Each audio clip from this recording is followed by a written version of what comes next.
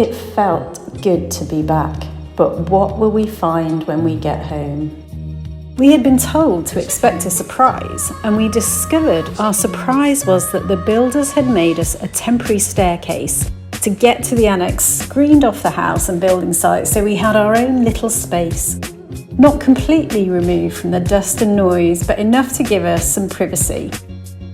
The annex was finished enough for us to live in, and the builders will come back in at the end of the build to do some finishing touches. Our possessions had been delivered, and the first thing we did was prepare the room ready for our first guests who were arriving any day. We had bought 2 mattresses in preparation, and we used some boxes to build a little wall between the 2 beds. Our guests were my son Jack and my daughter-in-law Naomi, keen to see the house in its early stages.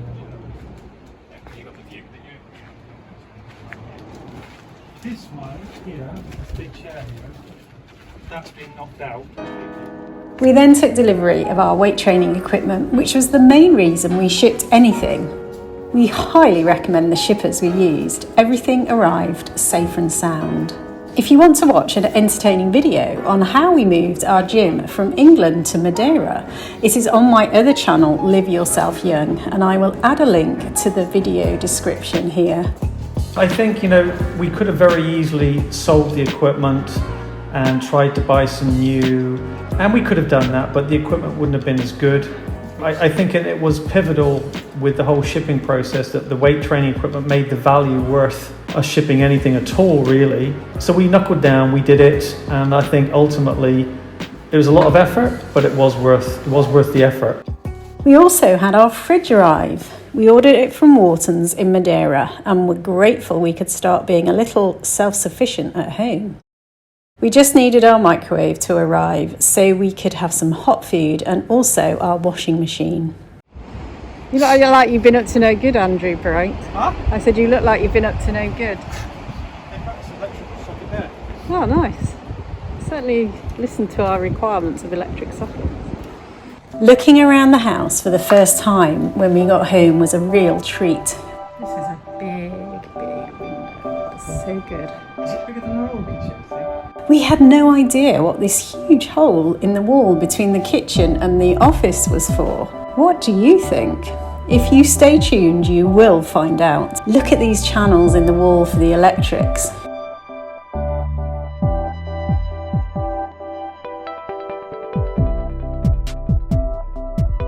In the master bedroom, we can see the walk-in wardrobe and the ensuite shower room taking shape.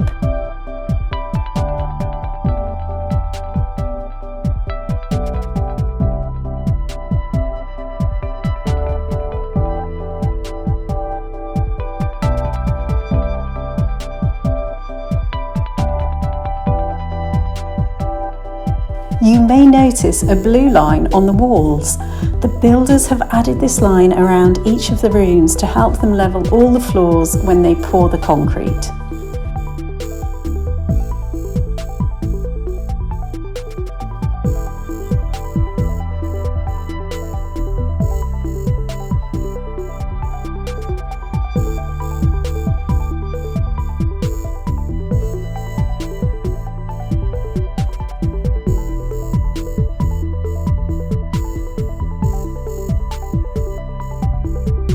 The outdoor steps need a lot of work to prepare for the glass balustrades we have asked for, and this water feature we have asked to be reinstated.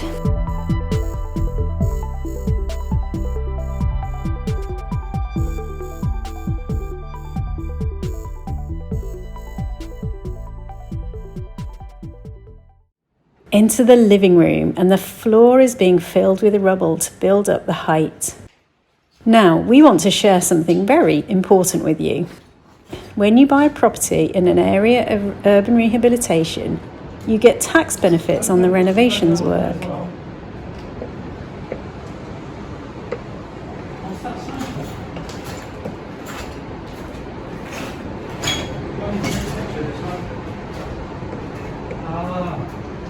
Is it?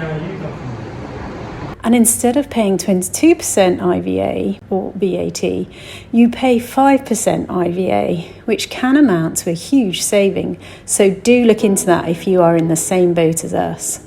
We couldn't arrange this on our own as we didn't speak Portuguese, and we only got it put into place with the help of our architect.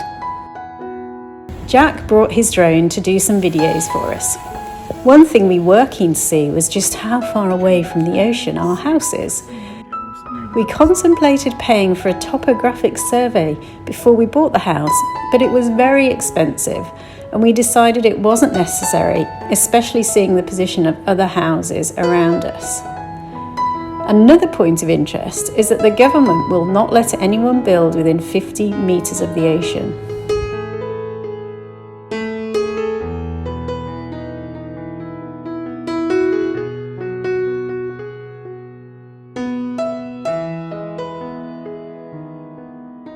We visited some of our favourite spots. Cabo Geral to the west of Funchal, known to be the highest sea cliff in Europe, famous for its suspended glass platform. The travel magazine Condé Nast Traveller chose Cabo Geral as the 5th viewpoint with the best view in the world, with panoramic views over the ocean and Funchal. There is also a stunning view of a small area of cultivated land called Fajas dos Padres. In the past, this place was only accessible by boat, but in 2003 a cable car was built, making it more accessible. Fajas dos Padres is the most wonderful place to visit, with a beach, an organic farm and a restaurant.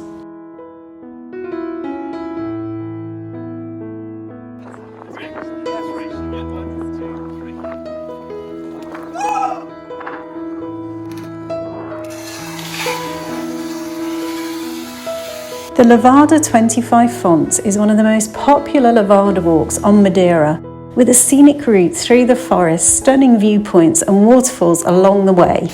You will see the Risco waterfall and the 25 fountains.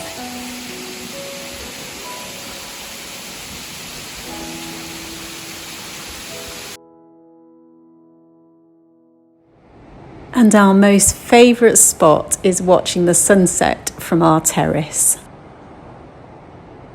Coming next, we settle into life on a building site. Olá. Hello. Bom dia. Dia.